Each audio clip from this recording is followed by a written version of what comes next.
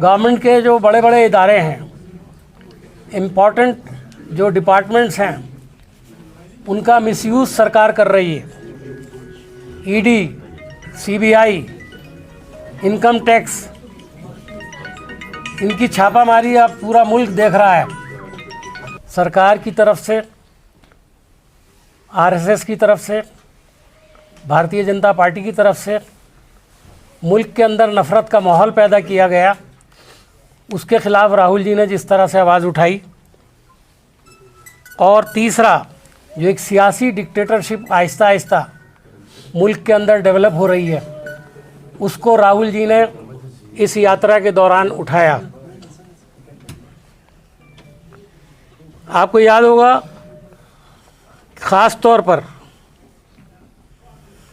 जो नारा राहुल जी ने लगाया, नफ़रत के बाज़ार में मोहब्बत की दुकान खोलने के लिए,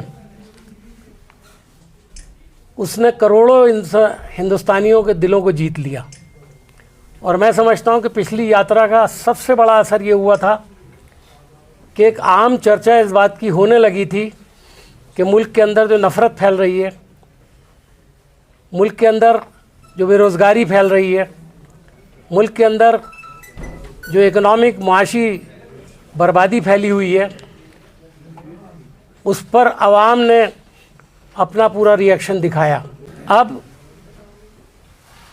14 जनवरी से, यानी 3 रोज़ के बाद, ये यात्रा दोबारा राहुल गांधी जी शुरू कर रहे हैं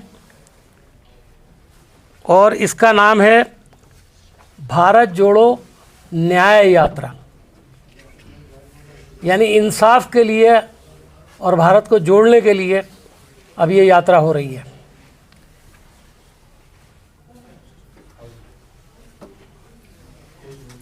इस यात्रा में महाराष्ट्र से, मणिपुर से लेकर महाराष्ट्र तक 6,713 किलोमीटर चलेंगे और 66 दिन में 15 राज्यों के 110 ज़िलों से होते हुए आज़ाद मैदान मुंबई में जाकर के इसका इख्तिताम होगा। एक बड़ा सवाल है कि यात्रा क्यों मनाई जा रही है, या किस लिए ये यात्रा की जा रही है।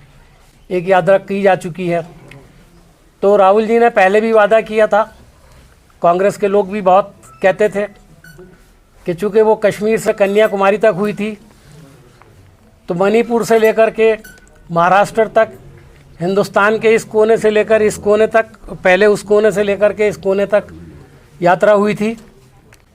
इस तरह एक तो ये इसके पीछे नज़रिया है। दूसरा नज़रिया ये है कि इस यात्रा को इसलिए किया जा रहा है कि मुल्क के हालात बहुत ख़राब हैं। आर्थिक न्याय, सोशल जस्टिस, इसके लिए एक लड़ाई शुरू की जा रही है और इसकी तफसील मैं आपको बताऊंगा।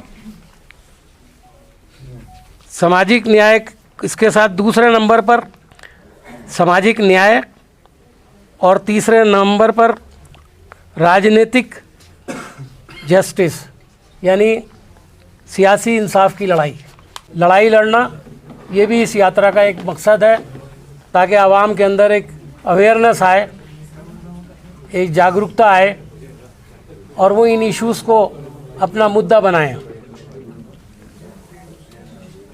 और पॉलिटिकल जस्टिस, ये तीसरा मुद्दा है। आज़ादी, बराबरी और इंसानी इक़दार के उसूलों के लिए इंसाफ। आज पॉलिटिकल जस्टिस क्या हो गया है कि